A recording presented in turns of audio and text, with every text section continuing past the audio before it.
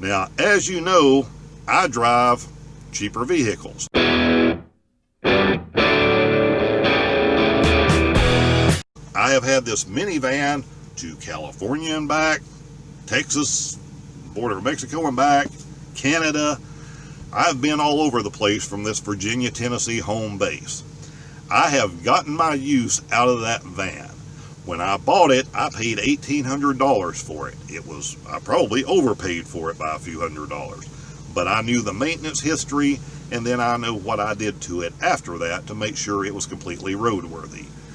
If I end up having to junk this, it is going to be a complete shame because the transmission is perfect on it. There's no rear end problems. The suspension is absolutely perfect. The air conditioner is perfect.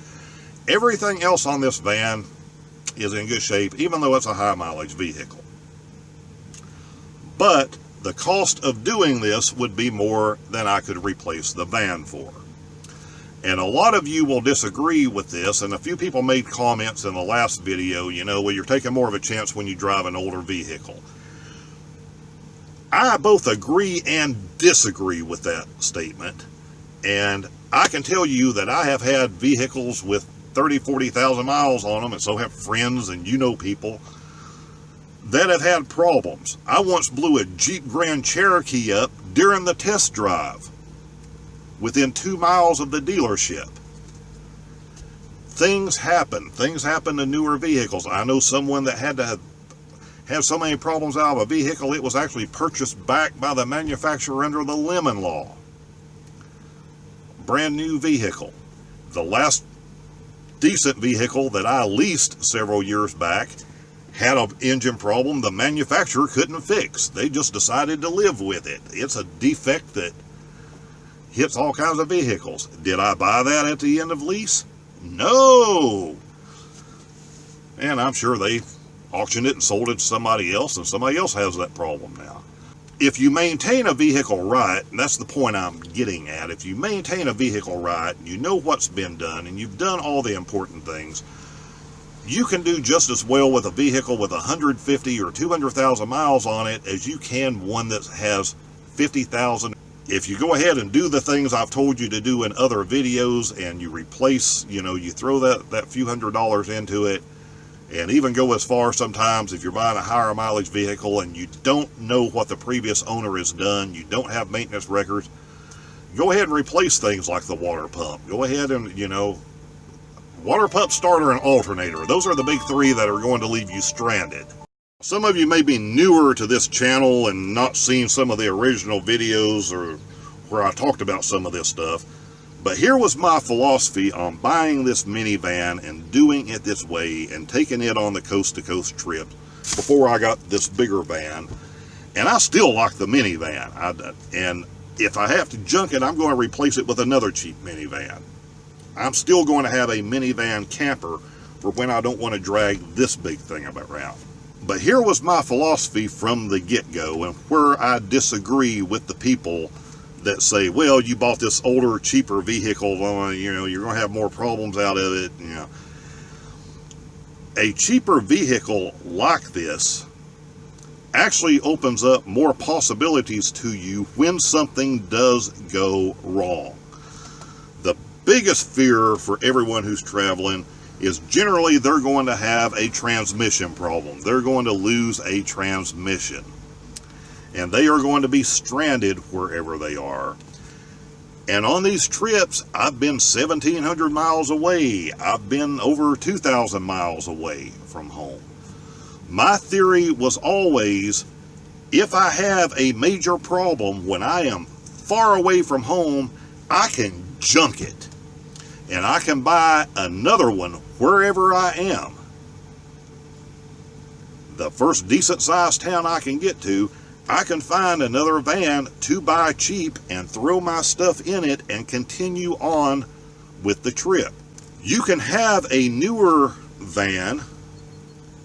I'm lucky enough, I have the ability, I could buy a more expensive one to do this in. And I could have a $10,000 or $15,000 more, whatever, newer van to do this traveling in.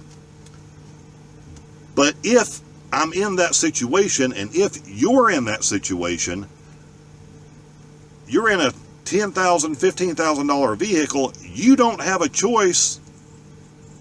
You don't have the option to junk it. You now have to have that $3,000 transmission repair or replacement done.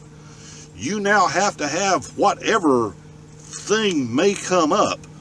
Even this situation where I judged was wrong, you know, if I was far away or even here and had a $10,000 or $15,000 or $20,000 van, I would be having to pay that $2,000, $3,000 trying to get this head gasket thing done.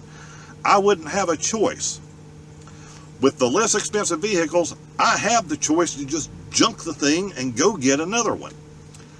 I understand not everyone agrees with that philosophy of mine, and it's okay if you don't. But I have seen too many other people thousands of miles from home that break down, and they're in some crap town and they are just stranded, and they get to a garage and the garage can't get the parts or blah blah blah, all the things that go wrong. It takes time to do it, and they're stuck a week, 2 weeks, 3 weeks. They may be in some little podunk town out west where there's not a hotel for 40 miles, and they're stuck in a garage in their van every night and can't go anywhere and can't do anything else. So that's why in my head I always thought about going the cheaper vehicle route in order to do this. Even this larger van with everything it has, I do not have that much money in it. I have enough I would consider having it repaired if something major happened. I'm about borderline on it to where if I was out west in Colorado or somewhere and I lost a transmission, I could just about walk away from it and be okay with it. Again, these are the choices that I have made for the way I do this traveling. And again, it's all right if you agree, it's all right if you don't agree. Everything is about the level of comfort, the level of risk that you're willing to endure if you are going to be on the road for any length of time, whether you're full-time, part-time, weekending it, taking a few weeks off a year. Everything's a trade-off. You're trading money for other things back and forth. That's what it amounts to. So with that said, I am going to take and try one thing to possibly save this minivan that I'm having the issue with from the crusher, because I really hate to do that to it. What I'm going to try may work, it may not work. I'll film that. There'll be another video on it coming up shortly, and I'll let you know the fate of the gold minivan.